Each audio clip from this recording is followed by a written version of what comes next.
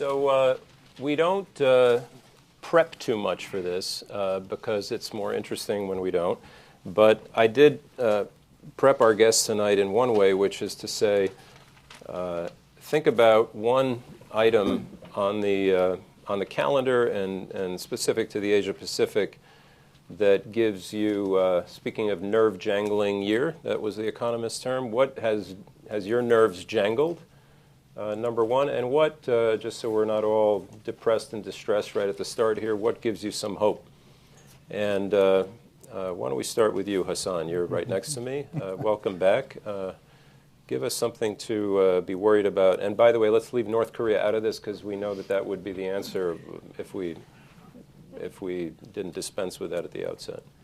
Thank you very much. Great to be here. And what worries me and what I'm concerned about is it seems to me that there'll be another wasted year in South Asia in terms of lack of a negotiated peace deal between India and Pakistan. Because every year you miss out, every year that a peace deal is delayed, it is a year lost. More investment in defense procurements rather than investing among the ordinary people. That's my worry, that this year will also go by, and at the end of the year we'll hear India-Pakistan rivalry, nuclear-armed, billions of dollars in weapons, nothing much to show for the ordinary people who are on the streets, without healthcare, without education, without electricity, both in India and Pakistan. What gives me hope is the great success which I have witnessed on the ground in Iraq. I have traveled to Iraq every 3 months on average in the last 3 years. And I've seen Baghdad, Karbala, Najaf. The way Iraqis have pushed out ISIS is something to be proud of. The American support was critical. The domestic Iraqi support was critical. There were issues, there are problems. Some countries trying to manage, manipulate, etc., etc. However, Iraq is now largely free. Mosul is back in the game. I'm seeing Saudis on the ground trying to help, Iraqis, Iranians, everyone. That gives me hope because that is a damper for militants, extremists all across the world. Thank you. Rana Foroohar, you said something cryptic a moment ago, which is that your good news and bad news are intertwined. I don't understand, but go for it. Okay, yeah. So my good news, or my hope and my perceived challenge is China and tech and China and tech. And let me explain that. I'll step back for a minute and say, as a global economic and business columnist, I try and kind of craft meta theories about where wealth and power is flowing, and my reporting falls from there. And it's clear to me that wealth and power is basically living increasingly in the IP sector, in technology, and that's true not just in Asia, but globally. It's particularly true, though, in China. It's very interesting. If you look at the Chinese markets, like all markets, over the last year, they've been driven by tech stocks. So just as we have our FANGs in the US, Facebook, Amazon, Netflix, Google, et cetera, China has its BATs, Baidu, Alibaba, Tencent. My colleague John Authors has actually been writing about FANGs and BATs. It's all, a little bit much with the acronyms. But these companies hold great promise, and interestingly, I think one of the very bright spots is, in a funny way, China's command and control economy is actually well positioned to help navigate the next 5 or 10 years of tech-related disruption, because you have a system where these companies hold tremendous wealth and power, they're coming up with innovations, yet the government can also say, hey, you have to help build out rural broadband and connect villagers and make them part of this economy. And I think that there is a cohesiveness to the way that the country is thinking about this area where most economic growth is going to lie. I think it's got a pretty sophisticated plan. You look at speeches that are being given by ministers, and they talk about knitting together the real economy and the online economy in ways that, frankly, would not only be unfathomable here, but would probably confuse a lot of corporate executives. So that's very positive to me. The downside of that is also the power of the state in the context of a digital economy. I recently heard about a smart cities initiative that's going forward in Guangzhou. And there's going to be sensors everywhere you can imagine. There will be absolutely none of the debates that you're having in the U.S. and Europe about how data is used. That could be a tremendous leg up in terms of development of the next wave of AI learning. There could be big economic implications to that, but it's also very worrisome in terms of human rights, privacy, and the power of the state relative to citizenry. So the lack of democracy, transparency helps with the business end, but not so much on the other. Okay. Yeah. Kevin Rudd. Well, partisan commentators would say the thing which would give them the greatest hope and optimism would be for the Republican leadership to begin the procedures to remove the president. And the same partisan observers would say that the thing which gave them least optimism for the future was that they failed to do so. But I couldn't possibly say that because I'm a non-partisan foreigner. So I'll just let that sit there and leave to one side the observation that the President of the United States is the greatest source of instability and current insecurity across the Asia-Pacific region because no one knows which ways he's going to jump. So I'm not going to say any of that. I didn't. It's just a webcast that just, So it would be quite improper for me to say that as if I owned those comments completely. So on the thing which actually worries me, it actually has to do with moves to roll back Dodd-Frank. And I'd just like to be counterintuitive about all this.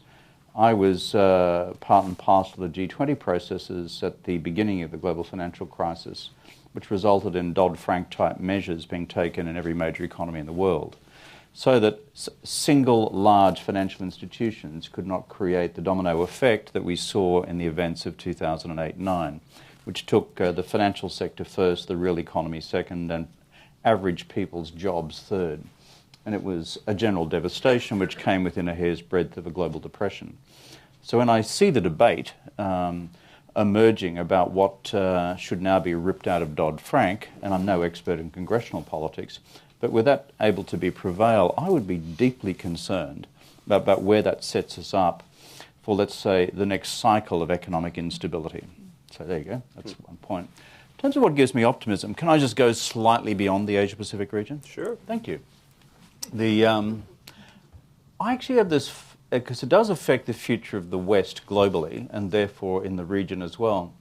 I have this basis for some hope and optimism that Macron will actually power through in France, bring about the reforms to the French labour market, something which no previous French administration has done since de Gaulle and before, or probably not since the Revolution, and maybe therefore give the French economy and Europe's place in the world a genuine shot in the arm, given the disarray in Britain and Germany.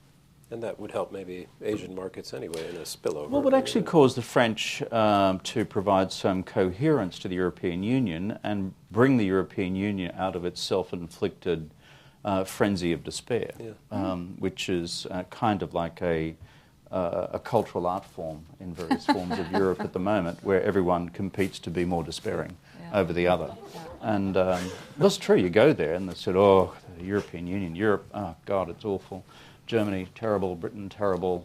And they skip over Macron because it actually escapes the narrative because it's not obviously terrible. So I actually would like to do something sort of unusual and say this guy might actually have what it takes in turning Europe, and through France, given it's the third largest economy or the second largest economy in Europe, is to turn Europe around. So actually, can I just follow up for 1 second, Kevin, on one of the great things about having Kevin Rudd here at the Asia Society is I get to call him colleague, and we were in a staff meeting earlier today, a totally different subject, but you said something. Kevin has just had a tour, I think, taking you from Korea in the east to Abu Dhabi in the west, and you said that the mood of global pessimism was just palpable and bordered on desperation, and I wonder if you don't mind putting you on the spot a little bit to say a few things along the lines of what you said in that meeting, which were interesting and definitely relevant for what we're talking about. Well, the last week, I've been in the Emirates, I've been in China, both Beijing and Shanghai and Seoul. Got back here a day or so ago. And so the mood in Seoul speaks for itself, but I was speaking with folks in the Blue House just prior to President Moon's visit to Beijing. I think he arrives today, the 13th. So there is a great deal of concern in Seoul about the ability of any diplomacy to work on the DPRK question. I know you've forbidden us from talking about this, but in Seoul that tends to be what you talk about. And also an increasing sense of concern about what the President of the United States may do. Then you go to Beijing, and you get two moods. One is what I describe as superficial triumphalism. Oops. And that is that it's going so badly for America in terms of America's perceived and objective power in the world that this is, by zero-sum game standards, therefore by definition good for China. The wise heads in China actually are quite worried about the instabilities, both financial, economic and geopolitical, which are breaking out everywhere as we go into an era when no one knows who's the adult in the room anymore. And when that occurs, think about when you're growing up, there's an adult in the room and three of your kids. Adults out of the room, and, well, I'm sure in America the kids always behave really well. Down under, sometimes they don't, okay? And that's kind of a bit of a lesson of geopolitics. In the Middle East, I'm sure we'll come back to this later, the big question is whether Mohammed bin Salman can pull it off in Saudi. And the associated big question is that in that process, what will be the ramifications in terms of macro stability in the region between the Saudis and the Iranians? I'm sure others will talk about that later on. Yep. So Evan Medeiros, I should say, Evan is the one member of tonight's panel who was here a year ago, and I always go back and listen to what was said, and not to embarrass people, but to praise them when praise is due, and boy is praise due for Evan, who a year ago kind of laid out pretty much what Kim Jong-un would do in terms of testing the new president. He said that ISIS would continue to lose physical territory in Iraq and Syria, but cause havoc with inspired groups in other parts of the world, including Southeast Asia. You also said, Evan, that the United States would leave the Trans-Pacific Partnership, but that much of Asia would, quote, double down on globalization. And I think, that last one is, I guess, a little... but that, to me, is a 3 for 3. So what have you got this year, and where's your hope and where's your despair? So 2 areas of hope, 2 areas of despair. All right. So in terms of hope, 2 trends. Number one, picking up on the last theme, I think in 2018 what we're going to see is Asia very significantly embrace trade liberalization, bringing down more borders. We're going to see the Trans-Pacific Partnership 11, so TPP minus the United States, finally get done. And that's important not just because it brings down trade barriers, but because the members have agreed as part of the agreement to adopt a series of structural reforms that really release new sources of productivity, which global growth definitely needs. In addition to TPP, we're going to see the completion of the Japan-EU Free Trade Agreement. We're going to see the sort of final last stage of the implementation of a very interesting trade agreement among Cambodia, Myanmar, Laos, and Vietnam, the so-called CMLV countries, which I think are sort of new, interesting sources of export-led growth in the region. So I think we're going to see Asia really embrace trade liberalization in a very significant way, even as the United States steps back. Now, of course, there's been rumblings of this in 2017. I think that we're really going to see momentum behind it in 2018. Second area of hope, in China. Xi Jinping has clearly identified financial risks and going after financial risks as a very, very significant priority.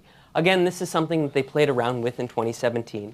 Now that the Party Congress is done, now that Xi Jinping has his guys in place in Beijing, in the provinces, in the party, in the state, using all the tools that a good Leninist leader has at his disposal, like anti-corruption, like internal security, like propaganda, I think we're going to see a really serious effort to clean up the financial service sector. Now, that doesn't mean I'm sort of hopelessly bullish about China's future. Cleaning up the financial sector basically stops a heart attack. It does not solve the underlying cancers at the heart of the Chinese economy, which basically misallocates capital regularly. Now, nobody knows how long this can last, how big China's debt can get. But the fact that Xi Jinping is really taking seriously all the dysfunction in the banking sector, in the stock markets, in the insurance sector, is definitely a reason to be hopeful. What am I concerned about? Two things.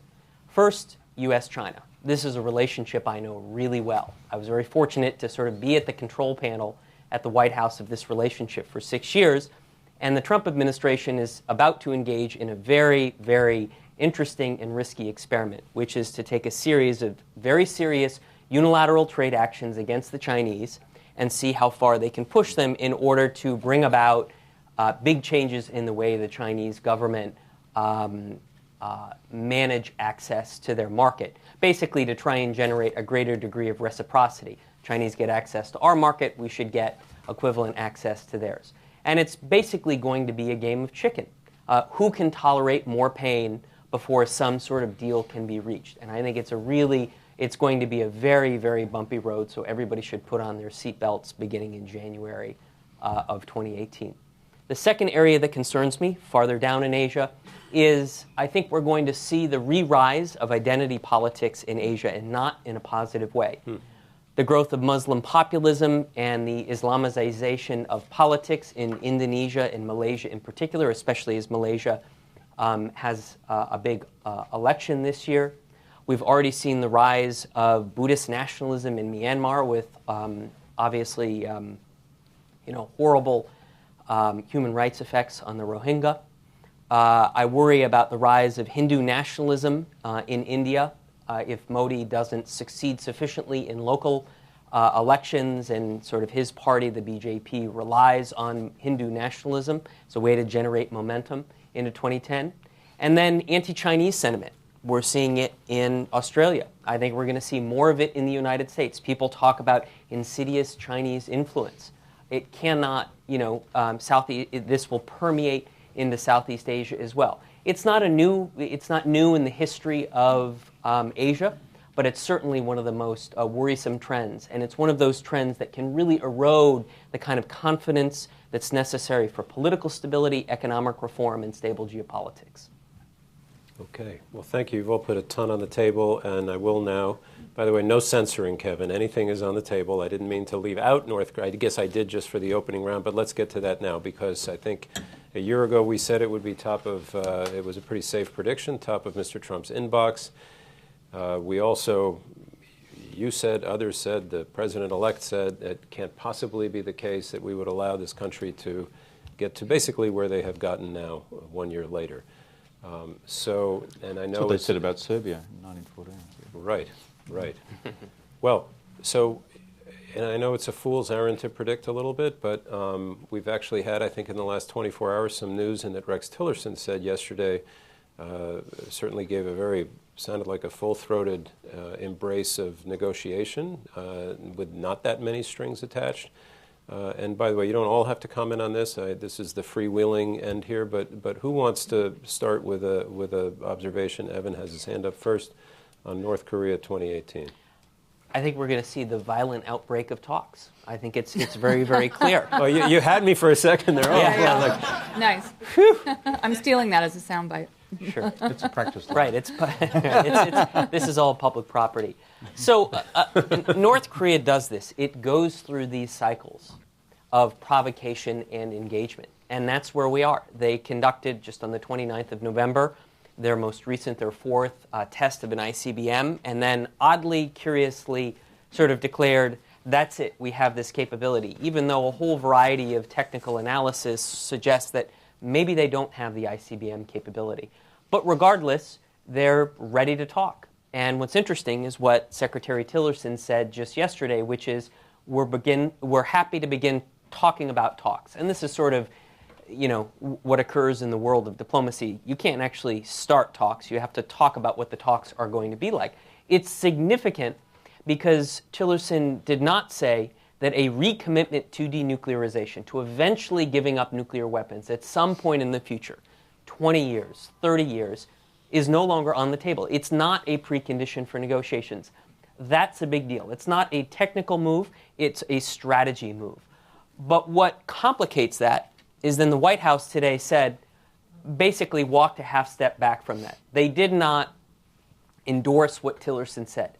That's problematic. Anytime you have a Secretary of State make a strategy move, clearly trying to move the administration to just sit down with the North Koreans, sort of see what is possible, see what's on their mind, which is understandable and very reasonable.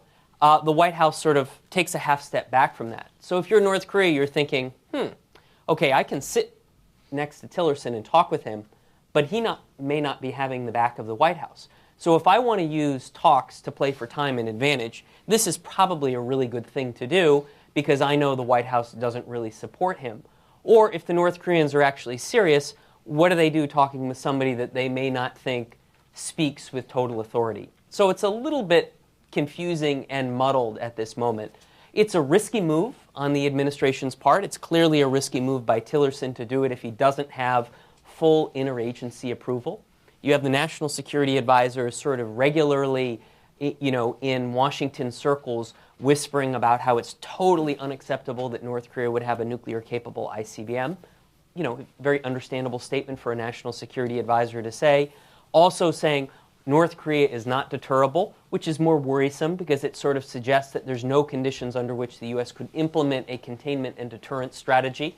It suggests that the U.S. might think about military options. So we're in sort of a complicated phase, but right now, given the fact that neither Japan nor Korea, as demonstrated during Trump's visit to Asia, Abe and Moon are not interested in unilateral military action. The fact that the North Koreans are interested in doing so, the fact that we're having a rapprochement between China and South Korea. Moon in South Korea is clearly interested in reducing tensions so the Olympics and the Paralympics are successful. I think all of this suggests that we're going to have this period, at least in the first quarter, maybe leading into the second quarter, where the U.S. explores talks. Now, whether that's successful, I'm much more doubtful. Got it. Violent outbreak of optimism. Shall we come back down the line? Kevin, you do a ton of work on this, and I see hands up on the... Yeah, go. Well, Evan's just been in Beijing, and so he would have picked up a number of things, and I've been both there and in Seoul, so I am less optimistic. And I think it's for two sets of reasons. One is, it has always been my assumption that there'll be some form of talks about talks or talks. And this is derivative of long-standing North Korean strategy and tactics, which Evan referred to before.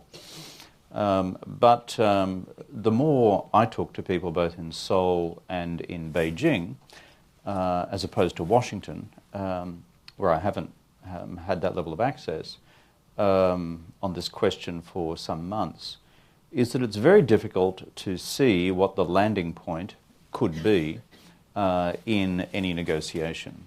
What are the threshold possibilities here? Well, you've got the Chinese proposal of freeze for freeze of the North Korean nuclear program in all of its various departments in exchange for a freeze of South Korean American military exercises. Well, that's not going to go anywhere, either in Seoul or in the United States, and nor should it. The second is a freeze which is being talked about of the ICBM program, because that's the one that affects the US of A. That, of course, has a consequence of decoupling the United States from its two Northeast Asian allies, who are then still subject to direct threat from short-range missiles and medium-range missiles, and leaving aside the continued accumulation of fissile material for the manufacture of nuclear bombs.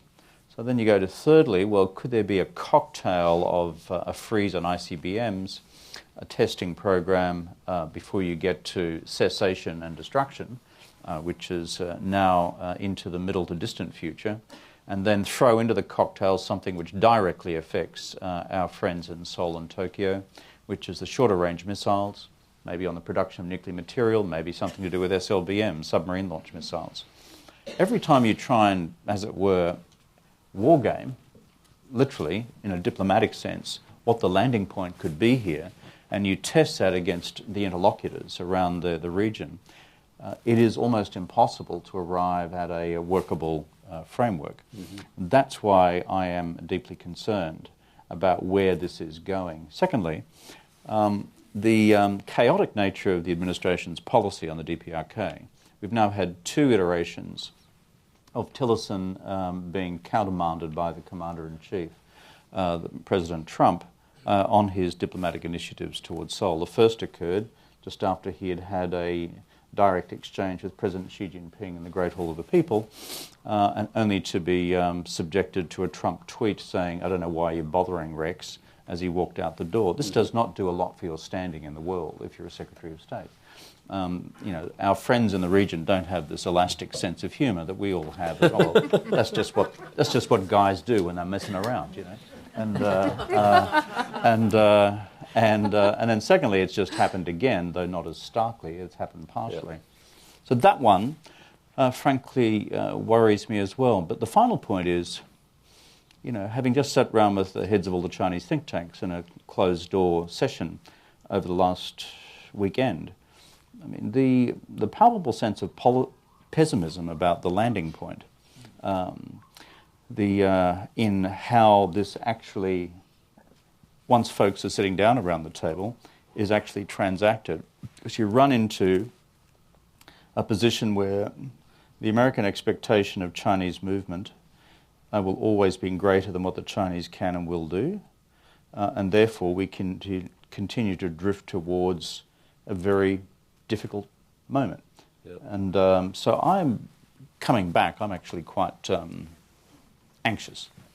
Yep. Anything else on this one before we move on? Yeah. Yeah, I would add something. I'm not going to talk too much about security and geopolitics, which I'm less expert on, but I'll say something about the markets, which is that the North Korean situation has not affected the markets one bit. And I don't expect that it will in 2018 either, because I don't think it can or will matter for markets and really for the economy in Asia or the world until missiles are flying. It's interesting. I don't speak to a lot of foreign policy folks there, but I speak to a lot of portfolio managers, economic types, and they really aren't all that concerned. Now, you can argue that political risk is something that you can't price. It's illiquid. It's something that's a one-off. This particular situation is very much a one-off. But I'd also, just to be, contrarian optimist maybe for a moment, just point to the fact that there are ways forward, even in situations that seem as extreme as North Korea does right now. And you can look at Vietnam and say the U.S. never thought it would have normalized relations with Vietnam, and last year it was the fastest growing trade partner. So, I would add two things. One, I think we have to recognize that the international security order is in transition. And I agree more with Kevin on this, being a little pessimist about what's going to happen in North Korea. But it is important to recognize that the way, for instance, Russia primarily acted in Syria, the way some of the dynamics of the way the Western world, if I may say that, thought that they will be able to focus on non-nuclear, non-proliferation, the way we thought we will go, that world is changing. And my biggest question on this is, after what we are doing to the Iran deal, what is our expectation? We'll have a deal with North Korea and everyone will sit happily and say, great, this is a great way to go ahead with that kind of a deal. The trust deficit at a global level about any such deal, I think that is something to be concerned about. That's why there's very little kind of positive spin that we can give to the North Korea discussion or a potential deal. Okay, now while Tom, we have can I come in on this? Because this is an important point. So my point about talks was a point about process, not about outcomes. I don't think talks are going to succeed. I'm very much in agreement with my colleagues on that. The point is rather, what is the trajectory of the issue in the first half of the year? And I think because the options are so bad, as Kevin outlined, and we haven't even talked about the military options, because the options are so bad, the question is, will the administration sort of flirt with talks when the South Koreans, the Chinese, and the Russians are really pushing it, and the U.S. doesn't feel like it's ready to, prepared, willing to engage in some kind of military action. So I think there's going to be talks. I don't think they're going to succeed, and then we may be back where we are today in 6 months or 8 months, unless there's either a strategic decision on the part of the administration in which they decide, you know what, we will accept a cap and a freeze on the current program because we don't want it to get bigger, and just defer the denuclearization program in the past. That's sort of the big strategic decision that the administration will face. Do they want to cap where the nuclear program is, no more fissile material? Do they want to cap the missile program? And obviously these caps would have to be verified in exchange for sort of punting on the denuclearization question. A big strategic decision, because you do that and you poke a big hole in the nuclear nonproliferation regime. And you also subject yourself to an extraordinary amount of criticism. The very criticism that has sort of brought, as Hassan said, is at the heart of the criticism of the Iran nuclear deal. But then it really comes to military options. And the challenge with military options is their costs across the board. Japan and South Korea don't want the U.S. to do it. China certainly doesn't. As far as we can tell, the Secretary of Defense and the Chairman of the Joint Chiefs don't think it's a good option either. So those are huge structural barriers. Any option you take, whether it's a low-end or high-end option, risks a high-end escalation on the part of the North Koreans. So even a small military option requires a huge military footprint, which means lots of time and lots of effort to prepare for it. Otherwise, you're accepting an enormous amount of risk, right? The minute the American embassy tells American citizens to send their dependents home is the minute Rana's on CNN saying, this is it, the big one's coming. Before we go on to another part of the world, and Hassan Abbas has an interesting observation way to the west, here's a really fast one. I'm going to go out on a ridiculous, probably crazy limb and say, this is a yes or no question. Rex Tillerson, is he still Secretary of State when we're sitting here? I'm going to say yes. Does anybody agree with me? That he will be. Yeah. That is just such a wild card. I mean, how to get in the president's mind. Come on, we're here to go on limbs. Well, if you look at the way in which other folks have been cut down in this administration, I think it's more probable than not that he won't be. And the sort of, as I understand it, the tonality of what's the word I'm looking for? Conversation emanating from White House sources would tend to point in a negative trajectory. Is that sure? I was going to say that, yeah. I think I'd bet on nobody can imagine. Without dropping anybody in it. Yeah. And just to backtrack one point further, this is a genuine question. I don't know the answer to it. When did markets last fail to factor in geopolitical risk on a major issue? I actually don't know. It's a great point. Markets are always terrible at geopolitical risk, in part because it's not particularly liquid.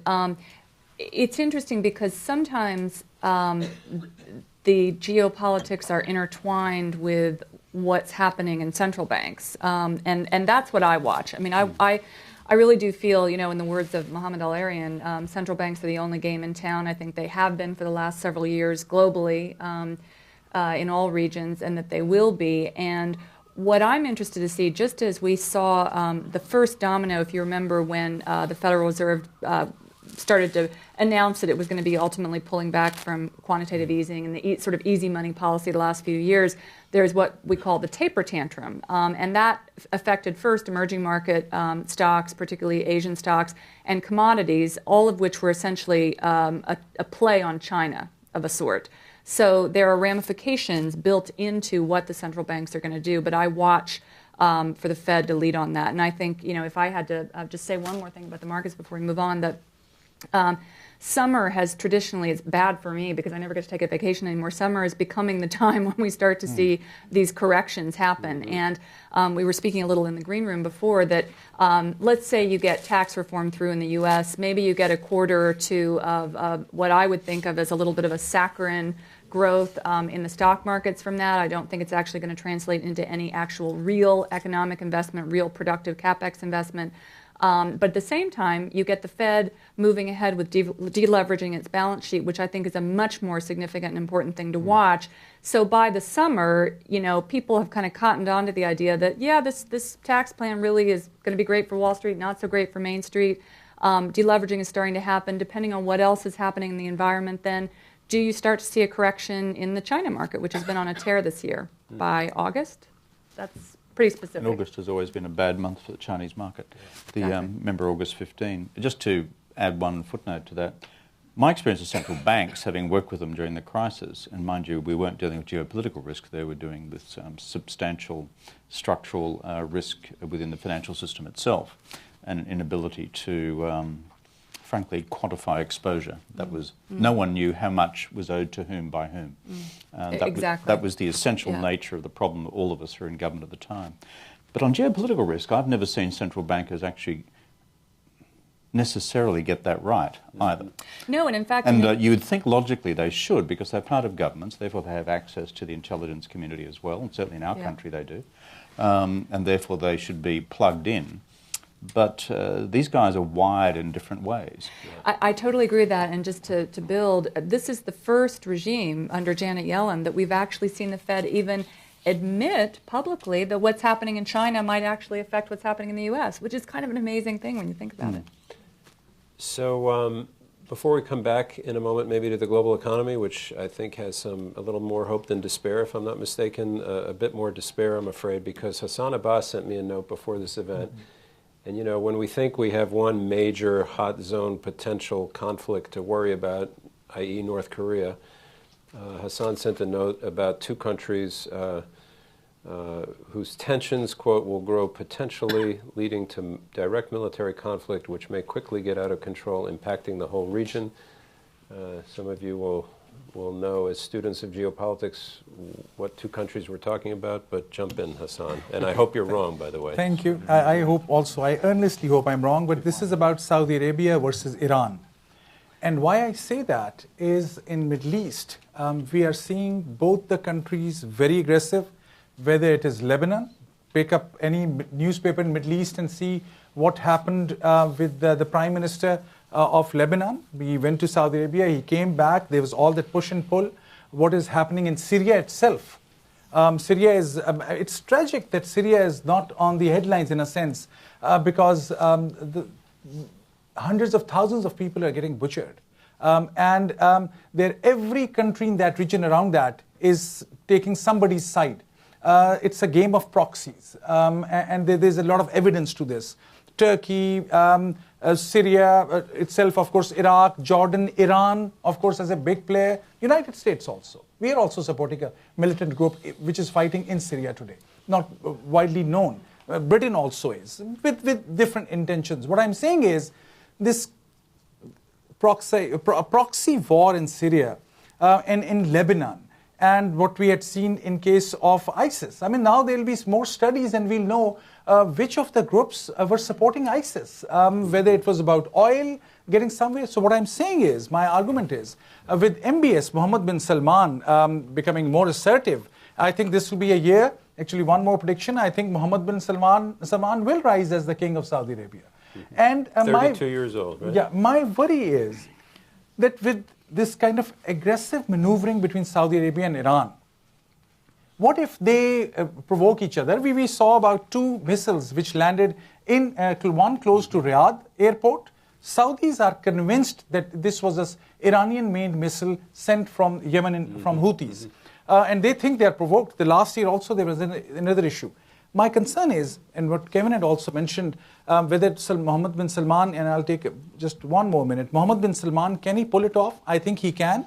I think maybe his heart is in the right place. He's progressive. He has shown a few initiatives which we must give him credit. These were not easy.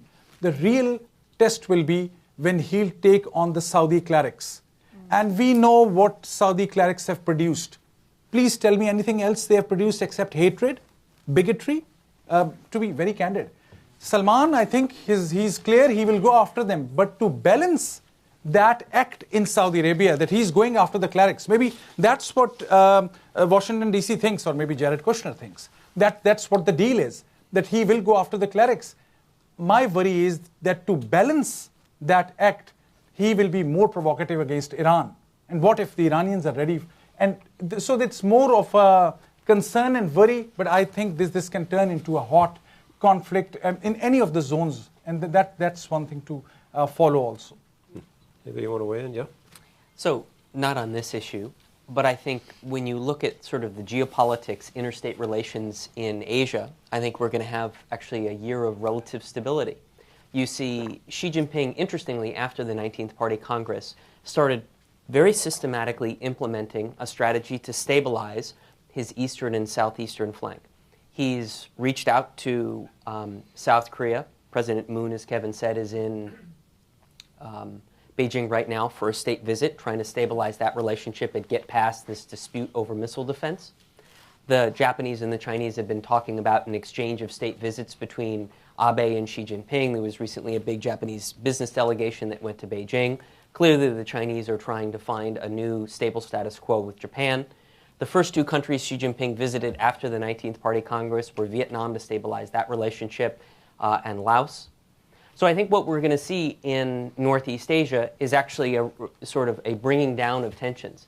The Chinese will continue to be present in the South China Sea, but I think it's very unlikely that they're going to sort of sprint and try and gain any new effort. And they've sort of put out there this interesting but probably ultimately unsatisfying proposal of negotiating some kind of code of conduct. Many of us that know this issue have been down this road before. But I see Xi Jinping sort of looking around his periphery, at least in East Asia, and saying, let's see if we can reach out to some of the countries who we traditionally have had tense relationships with and stabilize it. But on the downside risk, you also see Xi Jinping beginning to put forward this really curious and worrisome notion of the China option, the China alternative, that Western notions of economic governance and maybe even political governance have proven to be a failure, and that China offers something different, and that countries should begin to look to China to lead in these particular areas. So Chinese foreign policy, as it focuses on stability, also is assuming this oddly evangelical quality, something that was sort of anathema to Deng Xiaoping, who always promoted a very modest, low-key role. There's no China model. China's very unique. Xi Jinping clearly is using this opportunity of both Trump generating concern and uncertainty, but also the Trump administration stepping back from the key tenets of globalization and sort of the liberal international order more broadly to begin putting forward some Chinese ideas. Chinese exceptionalism. I don't know whether Kissinger first framed the term in his book on China, but someone explained to me recently what they saw the difference between American and Chinese exceptionalism as being. And we all expect these are radically different concepts. But my friend said that American exceptionalism, okay, we are great, we are powerful, and we would really like the world to become like us. Light on the hillism, okay? Chinese exceptionalism, we are great, we are powerful, and just don't mess with me, okay?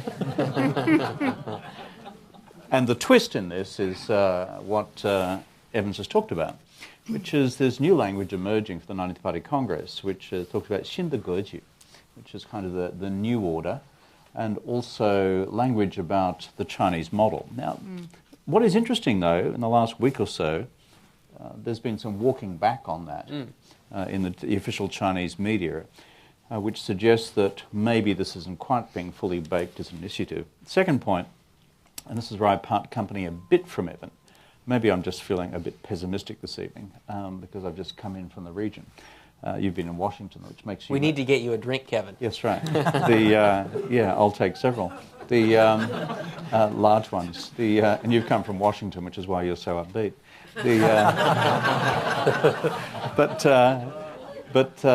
No. My point is tactically, I would expect nothing less of Xi Jinping than to de-escalate in all other zones while North Korea is on the boil. Makes no sense to exacerbate tensions with Japan, quite the reverse. Similarly with the ROK, given everything else that's going on. With the North, even the Taiwans for a moment are getting a minor leave pass, but I'm not quite sure how that will last. And Southeast Asia, South China Sea, as you've described. And so, and there's quite an interesting correction in terms of the border dispute with India as well.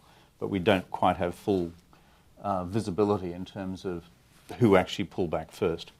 But, I see this as classic Chinese security and foreign policy, which is we have problems on multiple flanks, de-escalate, de-escalate, de-escalate, de-escalate, while we have this major unresolved problem on a flank which really matters to us, and it's called North Korea.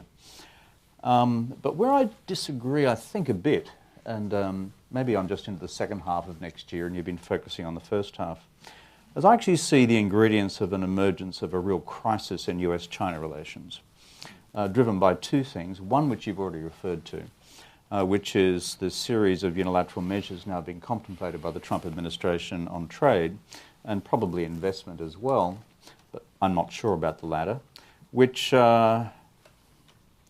doesn't have, so far as I understand it, an end game in mind, which is where does it land in terms of the final outcome, and the benign assumption that somehow if you simply stoke the furnace here and throw 10 missiles into the air, economic missiles, sorry, 10 missiles into the air, that the Chinese will go, I got that wrong. I must concede to our American friends. Now, I've only been a student of China for about 35 years, but I don't actually see them often doing that. So that's one element of what I see as an emerging crisis. If we are both right about what's coming down the track in January from the White House on trade and economic policy, and there's palpable frustration, I think, within the administration about the non-progress on this, given the agenda launched at Mar-a-Lago in April-May.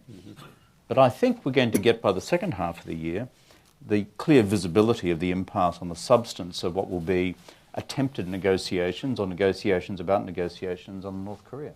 And so I actually have this sense, kind of deep sense of foreboding that these two things are going to compound into a much deeper crisis in US-China relations. It's interesting. Our colleague Orville Schell at the Center on U.S.-China Relations said the other day, and I shouldn't, quote him directly as a prediction, but maybe it was more of a hope, that climate change used to be the big U.S.-China glue, right? And not that long ago, and now that's kind of gone away, but that North Korea might in 2018 become a new glue, and that would run, of course, exactly counter to what you've just said. I'm sorry, I Rana. would love to. No. I'm really interested in this. I want to build a little on that. I actually agree that the China-U.S. relationship is in danger, and maybe bring in a couple things that we've also talked about.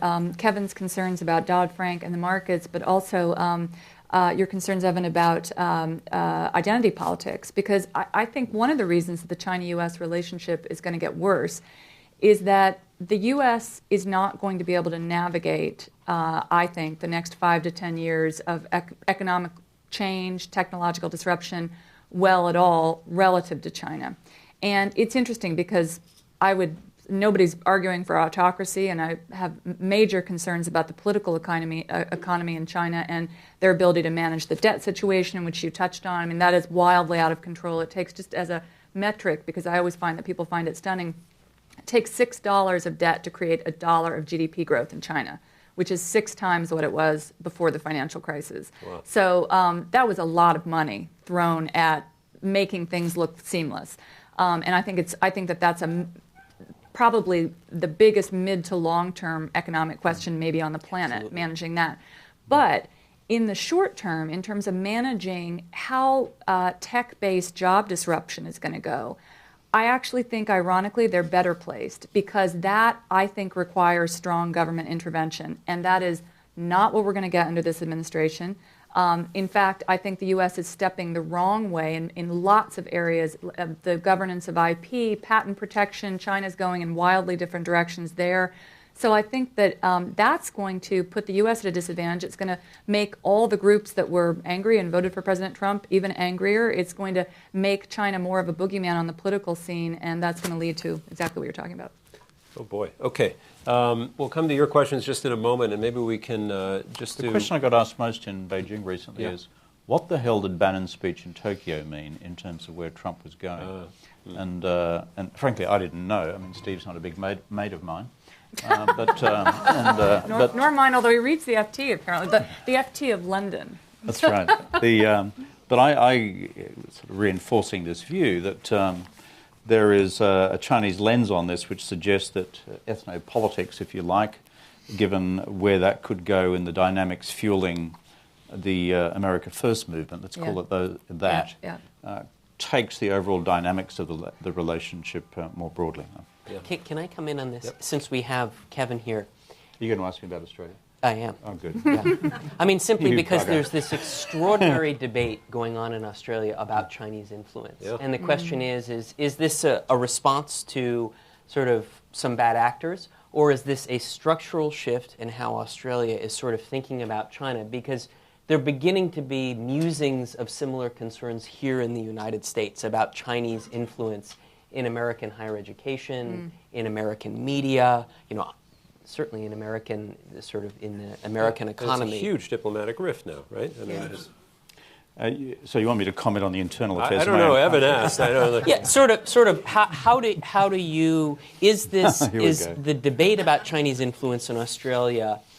Is it a structural shift in Australian attitudes, and is it a leading indicator of where other Western attitudes toward China, because its footprint is so massive and growing, going to go?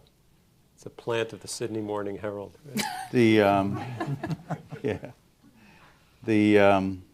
I was in Beijing when this most recent and curious statement of the current Australian Prime Minister Malcolm Turnbull was made, which is he said that the Australian people had now decided to stand up against China.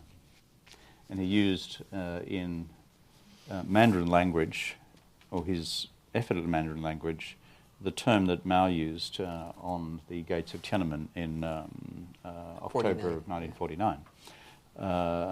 中国人站起来了. So what I know is, having seen the volume of the reaction in the PRC, both in the official media, television, and then the subsequent editorialization in the People's Daily, that the Chinese have decided to react in, shall I say, political force. What now happens, I don't know. So that's the external dynamics. His question is what's going on internally within the country. I don't live there, I live here, but let me hazard a few observations. There's a legitimate debate across the entire world about the management of the dimensions of the Chinese footprint, to use your terms, particularly for smaller economies. Australia is a G20 economy, but it's number 12 in the world, a GDP of about 2 trillion. And you're dealing with the Chinese economic partner, which has a GDP in market exchange rates now of 12 trillion, and PPP, it's already ahead of the rest of the pack. And so there comes I said this in a speech in Shanghai the other day, there comes a time when the sheer physicality of the size of the Chinese economic footprint begins to cause people to take a big inhaling of breath as they try to, as it were, work it through. And I think there's some of that alive in this current debate in Australia. At a less benign level, people on the conservative right in Australia have never been shy of how do I put this delicately, kicking the racist can when they can. And that is an essential division, frankly, between that sort of politics and the one which my side of politics has sought to prosecute with China effectively since 1949. Where it goes to in terms of other states, I'm not sure. I'm advised that, for example, the New Zealand government, quite a long time ago, which is an economy about 1/5 the size of Australia's, so it's a small economy, decided quite some time ago not to engage in any public disagreement with the PRC, People's Republic of China, that all disagreements with China would be held privately and communicated. Now, to what extent is that emerging as a pattern elsewhere, for example, in the smaller economies of Eastern and Western Europe? Open question. So there is both there are several dynamics at play. I think to do with China's scale, and B, in terms of both legitimate and illegitimate engagement of this debate. But I'll cut my comments there without digging any deeper. I think, if I can just add one thing to that, I think I agree with that, and I think that's one of the many reasons it's such a pity that the U.S. had pulled out of the Asian trade debate in a constructive, what I see as a constructive way, that there are a lot of opportunities actually right now for the U.S. to make progress in Asia because, other countries are waiting to see, well, what is this rise of China going to mean? A lot of low-hanging fruit that's being missed. So I have acres of further questions, but I will stop with one exception. And Rana, maybe put you on the spot unless people want to. But if you can all get your questions ready, if you have them. Global growth, the point's been made here. The point was actually made about 10 days ago here by Morgan Stanley's chief economist, Ruchir Sharma, who was with us, that the geopolitics just isn't, at the moment anyway, doesn't seem to have much of an impact. And if you talk hope and despair, there's a ton of hope in terms of global growth going forward. Yep. I wonder if you can just take us on a little tour, pick your countries. Ruchir actually has predicted, as have many others, that the China, he calls it the kiss of debt, right? Does he? That's a good one, too. Will that a recession is going to start. It's going to start there. But yeah. Do you mind throwing some numbers out? China's going to hit clear 6% again. India, do you want to take us around the region a little bit? Sure. So I think that Asia will still be the fastest growing region globally. I think China is looking.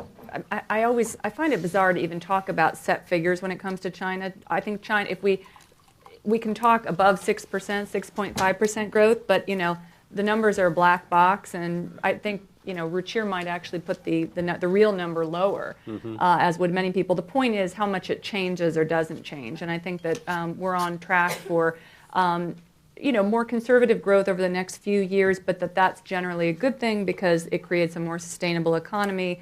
It's an indicator that the government is at least starting to grapple, as Evan was saying, with some of the problems in the financial system. India? You want to try India? India over 7%, I think, and I'm less worried. I would go with Ruchir. I'm less worried about markets in India than I am markets in China. And what's interesting, Ruchir's right that there's a lot of optimism for real economy growth, but there's another dynamic in play here, which is that markets have actually become the tail that wags the dog. So you could see a correction in the summer, and because so much growth has actually been predicated globally on the wealth effect in recent years and the fact that asset prices are so high, you could see a real shift in forecasts if there were to be a correction.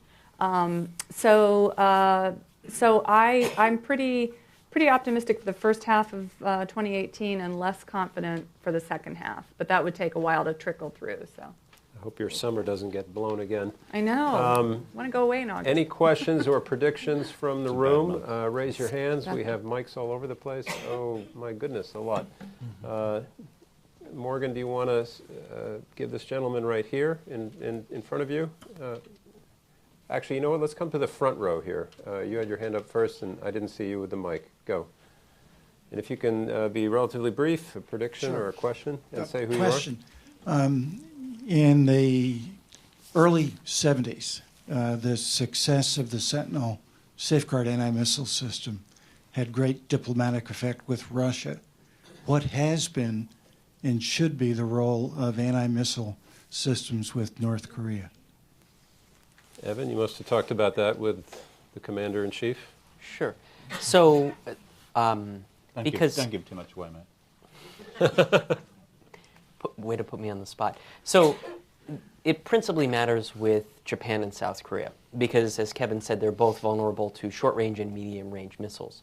The problem comes in where the U.S. and South Korea have worked on missile defense for South Korea. The Chinese have objective because they believe there's certain capabilities of that missile system known as THAAD that would compromise their strategic deterrent. Separate from that, the United States is working on its own sort of national missile defense system that presumably would improve the ability of the United States to protect itself from a few North Korean ICBMs. So I think the way I see it, generally speaking, it enhances deterrence and extended deterrence. The problem with missile defense is that it's expensive and nobody really knows how effective it is. So as a national leader, can you really count on missile defense protecting you 100%? And if it's only 80%, what does that really mean? I don't think we're going to see sort of a big race for missile defense across the region, simply because it's a lot easier to produce missiles than it is to produce missile defense. And from your earlier point, Evan, about how Kim Jong-un just sort of, fired off the last one and then just kind of stopped, said, okay, this is crazy probably to ask you to predict this, but do you think Or does anybody else think that's it? They're sort of finished with this, or are we going to have lobs over towards Guam and all that? I don't think so. You know? I don't think Kim Jong-un is done. Yeah. I think the holy grail for him is really having a fully operational nuclear-capable ICBM that can range the United States. And I don't think he has that capability and can convince others that he credibly has that capability until he does sort of a full horizontal test. The tests they've been doing to date have been what's called lofted trajectory. You sort of shoot it up really, really, really high in a vertical trajectory and sort of have it come down. And you can test what the full trajectory would be without actually flying, a parabola. And I think they're going to need to demonstrate that. Now, the worst manifestation of that is they do that test and at the end do a nuclear airburst to tell the world, not only do we have a nuclear-capable ICBM, but the warhead works. Oh, dear. And what I worry is that we're going to get ourselves into talks. It's going to be the same scrum and mess all over again. And the North Koreans at some point are going to say, okay, you're not giving us X. We're going to walk from the talks, and we're going to do these things that you don't like, because that's the way the North Koreans play. It's all, it's pure Don Corleone, Sopranos. Pick your organized crime metaphor. I think remember also Ronald Reagan's definition of strategic bombing. Ronald said means hitting the right country, not sort of where, but and that was his comment on things going awry in the bombing of Libya back in the 1980s. But I think to answer your question from an Allied perspective, one is BMD, ballistic missile defence, in its various manifestations, works most effectively the more proximate the system is to the point of launch. It gets harder the longer the trajectory. Two, the logic of that is you're going to see, if the BMD strategy is taken, you're going to see a concentration of systems closer to North Korea on the part of not just the United States, but conceivably allies as well, shipborne as well. Thirdly, and why countries like mine have historically been very concerned about BMD, is because the logical reaction to BMD on the part of nuclear states is to then proliferate the size of nuclear arsenals so that there will always be leakage. It's a wonderful term, leakage. That is, it will only take out, so that, let's just pull a figure out of the air, 80% of what's coming in, and that's a heroic figure.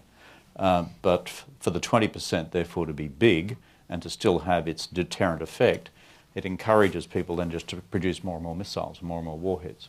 So, but in Australia, I mean, we've kicked off a national debate and national discussion about the doability of BMD, because we're as much in range of the new Hwasong 15 as anybody else. And therefore, what do you do? And as someone in national political leadership, you would have to at least go through the technical examination of the applicability in various sort of geometries around the Korean Peninsula. Morgan, there's a gentleman right behind you. Yeah, hi. I just wanted to ask, how optimistic are you in a continued and meaningful improvement in between Sino-Japanese relations? As we saw in the recent meetings in Vietnam for the APEC, Shinzo Abe has heralded a new era for relationships with Xi, and he sees Xi's consolidation of power as a source of that potential improvement. And we've also seen that the Chinese have ceased sending fishing ships over to all the islands on the Japanese turf.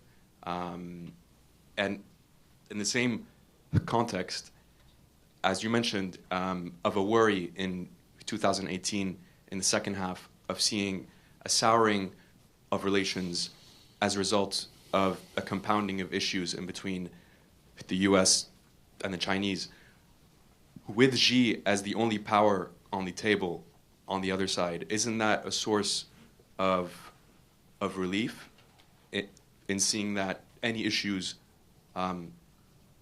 could be eventually more managed if there's only a single person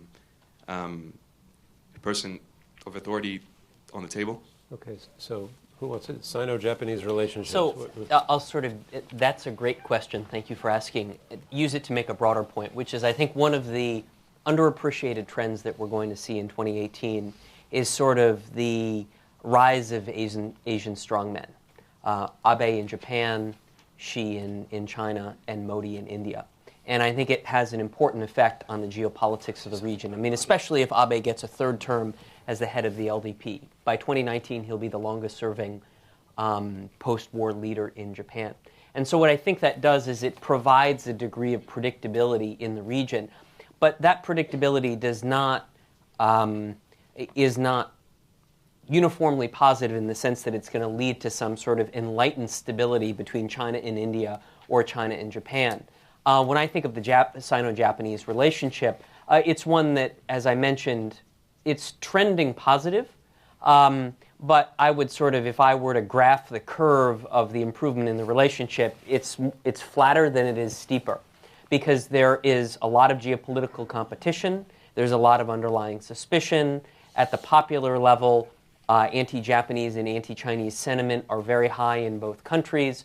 But of course, the economic integration is very, very substantial, and it benefits both sides. So I think we're going to see more of it, but I wouldn't expect some sort of great renaissance, because Xi and Abe remained, basically in a competition for great power influence in the region. Similarly with Modi and Xi.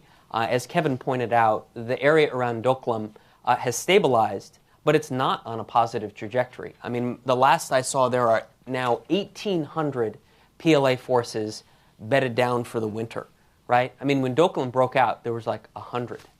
It's the border with India. Yep. I'm sorry, Doklam is this sort of area in the western section that they've had a dispute about Evan, this year. if I can ask Hassan Abbas just about, because we haven't talked much about India or Narendra Modi, and at the risk of being flip, what sort of a year is he going to have and his country?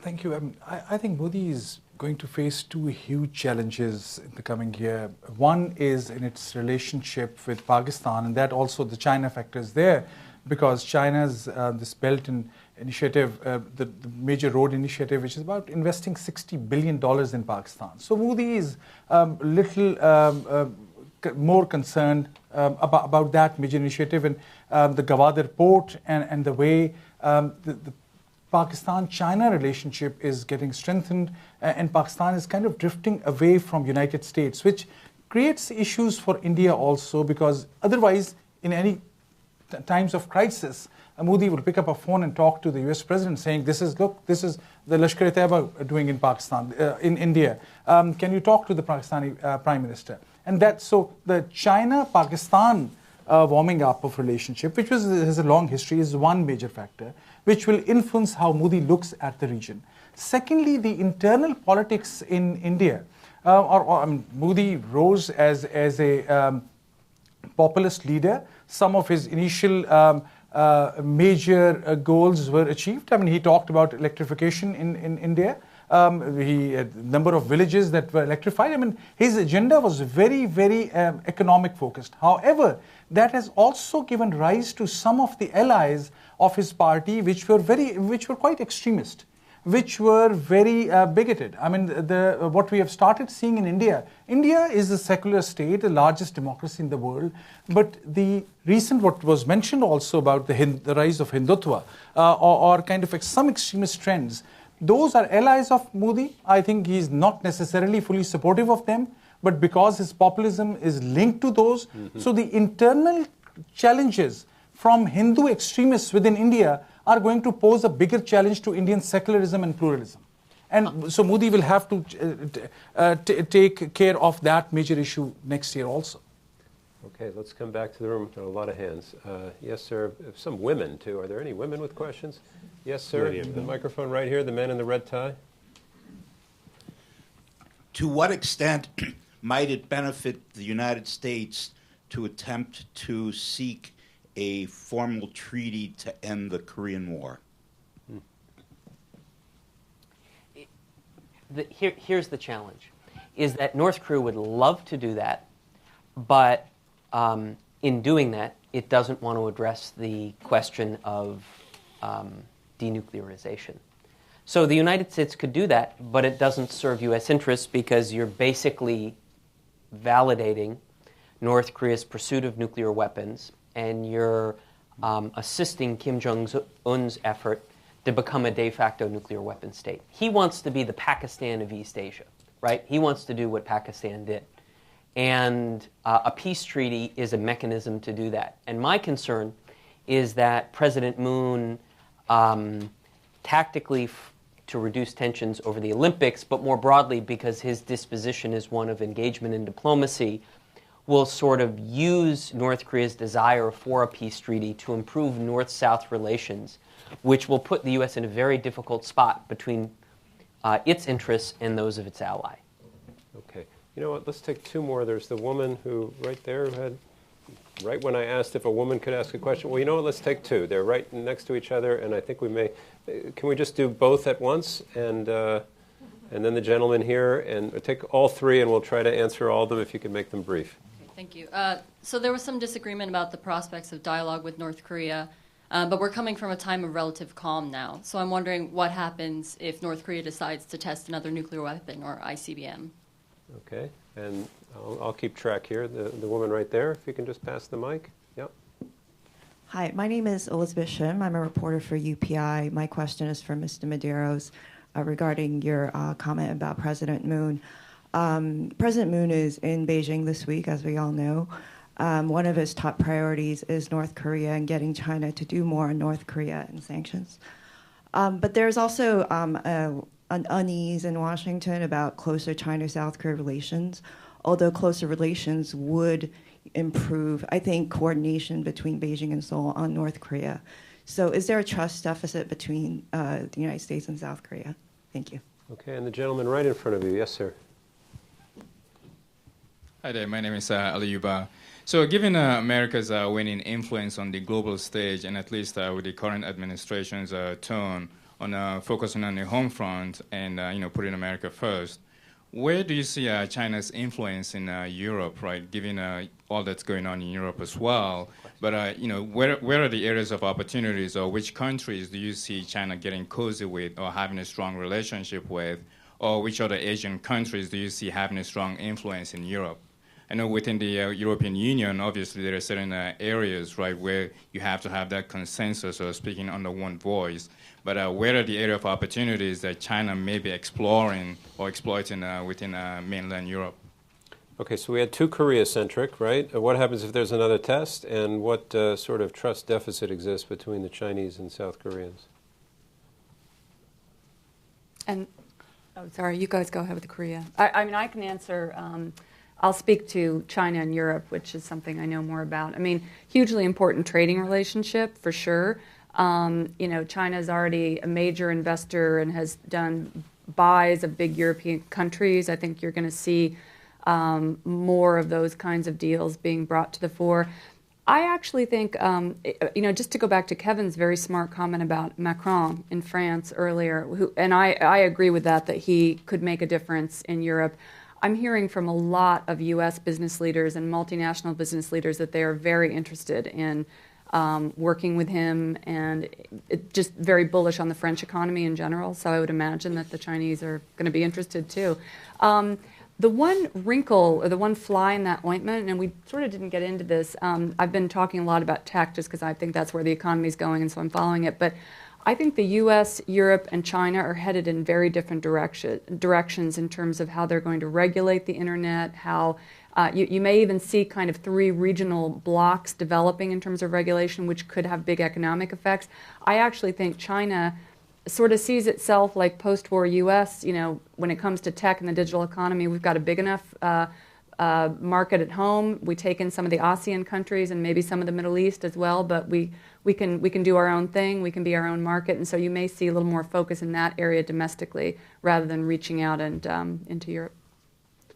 Those Korea questions before we leave?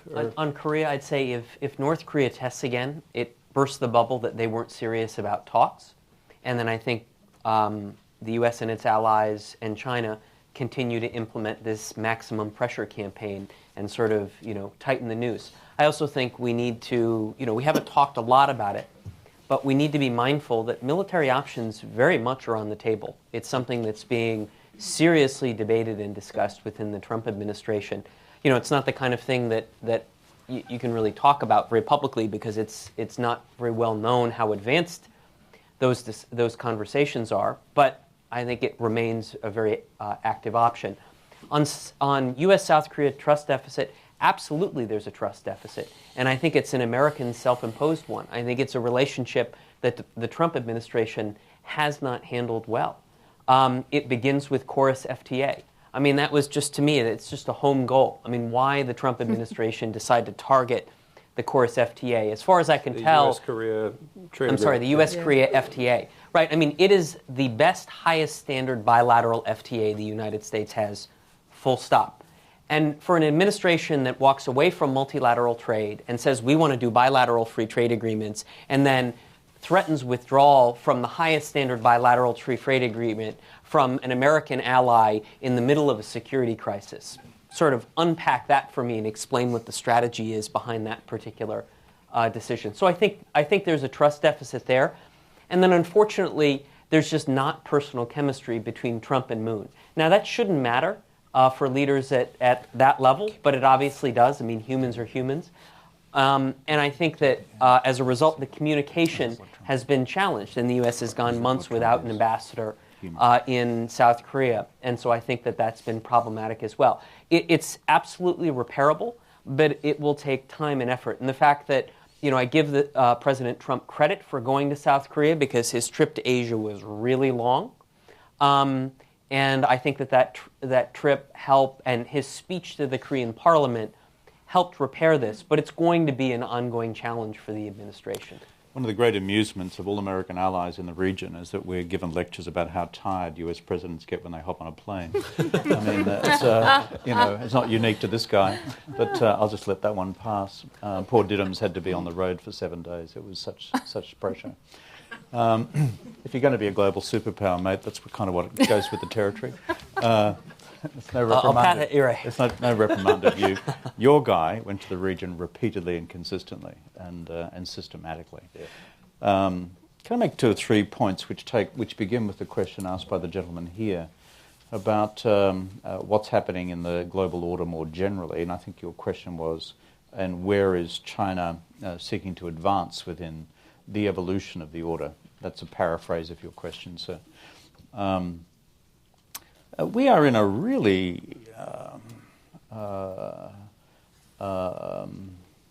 volatile period in international relations in the post-45 period. Aside from any crises, okay, we are just in a volatile period given the structure of international relations. There's only been one period parallel to this, I think, and that's when we didn't know where we were going as we teetered towards the end of the Cold War, which no international relations scholar predicted, not one of them, and no think tank around the world predicted, including the collapse of the Soviet Union. So it was very bad for the profession generally, can I just say. But now here we are, effectively quarter of a century on, and we are in a period where there is not a clear roadmap in terms of either what the landscape is going to be, nor how should it be navigated. That's the underlying dilemma of so many of the conversations we're having here this evening.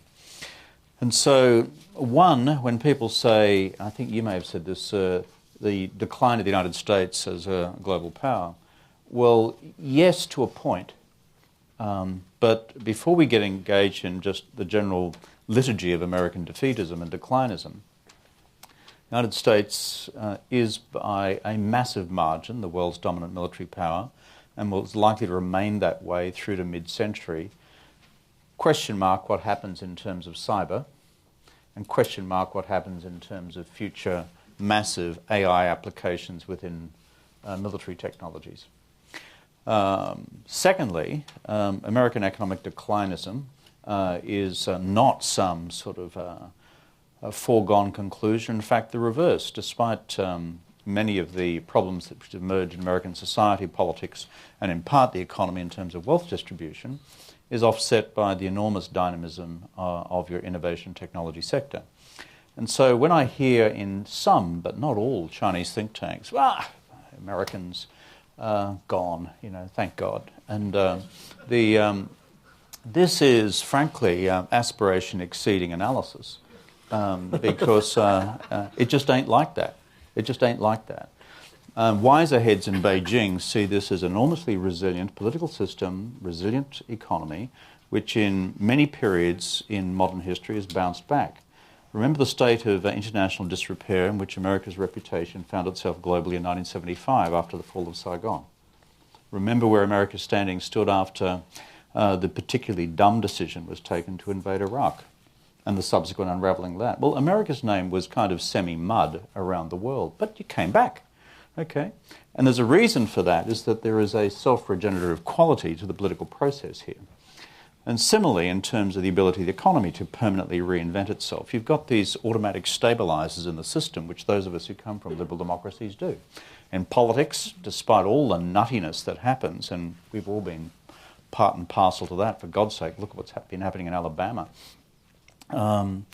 Ultimately, these things restabilise. Similarly, when economies in open capitalist economies become unstable, except when you've got macro instability like we had in 2008, and they tend to restabilise. The problem with command politics and command economics is that those automatic stabilisers are not there. So I would not be in the business of writing America off. But in terms of the current turbulence of the current system, where, as I may have said before, there's no apparent adult supervision in the room, people are kind of jostling for space, both in big questions of global economic policy, protectionism, non-protectionism, and smaller questions of regional territoriality, and then profound questions like North Korea.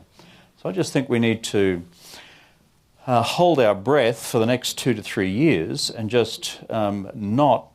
The secret to us being able to navigate the next 2 to 3 years is simply to say that this, to ourselves, analytically and clearly, this is not a defined, irreversible trend. My final point is just on Chinese strategy within all this. China's strategy is pretty simple, really. I don't think there is some black box in Zhongnanhai which, when you open it up, has the plans for global domination. I just don't think they work that way. What I do think the operational strategy is to maximise Chinese national wealth and power against a future script yet to be developed. And on the economy, what I see is it being the principal tool of Chinese economic policy, Chinese policy internationally. Because where economic influence goes through trade and investment and other links like the BRI, and so too follows political influence, so too follows foreign policy influence, and ultimately what follows is strategic influence without having to deploy the People's Liberation Army Navy against the British coast. It's just not kind of like that. So when we're looking for the unfolding manifestation of Chinese influence in the world, it's a direct consequence of it now being either the number one market, emerging number 2 or 3 market for most, but not all economies in the world. And where you see changes in terms of Chinese foreign policy activism, frankly, is in the multilateral sphere. The UN, Bank, World Bank, IMF, these sort of places. Why? Because Uncle Sam has walked away from those in many respects, cutting the UN budget, talking about the end of the World Bank, IMF, etc. And so what I see is quite a defined Chinese new policy activism within the existing multilateral institutions. And frankly, what that engenders is a degree of interest and support from many in the international community who see the structures of multilateralism falling apart through the country which set them up in 1944-45, the US of A, walking away from them. So it's those two main domains, international economic policy, projecting other influence, plus right now in the formal structures of the multilateral system. Thank you, Kevin. And here's, by the way, to self-regenerating or self-regenerative qualities in this country. we come to the end, and when this happens, I always feel that because there always are a half dozen or so places and things we haven't covered. On my list were Aung San Suu Kyi and the 2018 World Cup soccer tournament, which, Kevin, having just been in your home country, much discussion about the Socceroos and whether they'd come through. But Hassan Abbas a moment ago handed me a note, and we can't get through this whole thing given this country's involvement. And his note said Afghanistan. Quick comment, if you would, on where we're going with that country. And I will link that with the overall discussion on China and the rise of China and the way we see the global politics. And the larger question is there in Afghanistan, where we had the greatest of the opportunity, we had the resources, we have a very modern, brave army who's ready to sacrifice. And despite that, time after again, in the last 12, 13 years, we changed policies and we almost failed again and again. I see that status quo to continue, and I know little about China, but this much I know, that the way we have tackled Afghanistan and the way we have done some phenomenal things in Afghanistan. Taliban have been pushed back, but they exist. So long as there is this lack of creativity in capacity building issues, China, maybe somebody else, they will have more and more influence. And despite our resources, our agenda or our interest, the American interest, will get a pushback. And that's the classic cases of Afghanistan. Sorry for a negative or pessimistic conclusion, but that's how I see it. I'll pick it up and make it more optimistic just to say this. It's my last turn this year, 2017, as moderator, so my last opportunity to thank all of you. Those beyond the room as well, thank you for coming to these events. Thank you for supporting these events. Continue to come. We'll see you early in 2018, if not before. So thank you all, and a big thank you, please, to our great prognosticators. We're going to hold you to what you've